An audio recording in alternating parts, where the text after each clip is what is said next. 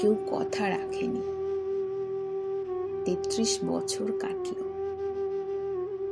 কেউ কথা রাখেনি। ছেলেবেলায় এক বষ্টমী তার আগমনী গান হঠাৎ থামিয়ে বলেছিল, শুক্লা দ্বাদশীর দিন অন্তরাটুকু শুনিয়ে যাবে। তারপর কত চন্দ্রাভোগ আমাবস্যা এসে চলে গেল, কিন্তু সেই বষ্টমী আর এলে না। 25 বছর প্রতীক্ষায় আছি। মামাবাড়ির মাঝি নাদের আলী বলেছিল, বড় হও দাদা ঠাকুর, তোমাকে আমি 3 প্রহরের বিল দেখাতে নিয়ে যাব। সেখানে পদ্মফুলের মাথায় সাপ আর ভ্রমর খেলা করে। নাদের আলী, আমি আর কত বড় হব? আমার মাথা এই ঘরের ছাদ ফুঁড়ে আকাশ স্পর্শ করলে তারপর তুমি আমায় 3 প্রহরের বিল দেখাবে?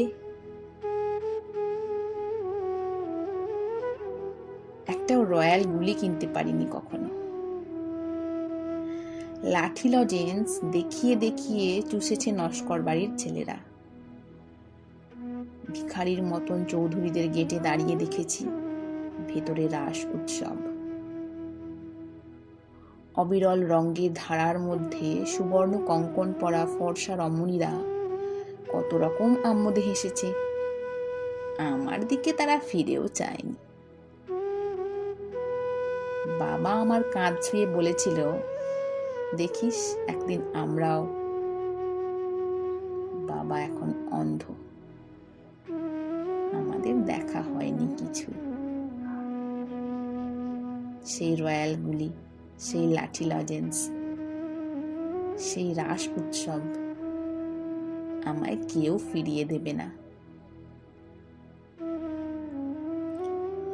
বুকের মধ্যে সুগন্ধি রুমাল রেখে বরুণা বলেছিল, যেদিন আমায় সত্যিকারের ভালোবাসবে সেদিন আমার বুকেও এরকম আতরের গন্ধ হবে। ভালোবাসার জন্য আমি হাতের মুঠোয় প্রাণ নিয়েছি। দুরন্ত ষাঁড়ের চোখে বেঁধেছি লাল কাপড়। বিশ্ব সংসার তন্ন তন্ন করে খুঁজে এনেছি 108টি নীলপদ্ম। তবু কথা রাখেনি বরুণা। এখন তার বুকে শুধুই মাংসের গন্ধ। এখন সে যে কোনো নারী। কেউ কথা রাখেনি। 33 বছর কাটলো, কেউ কথা রাখে না।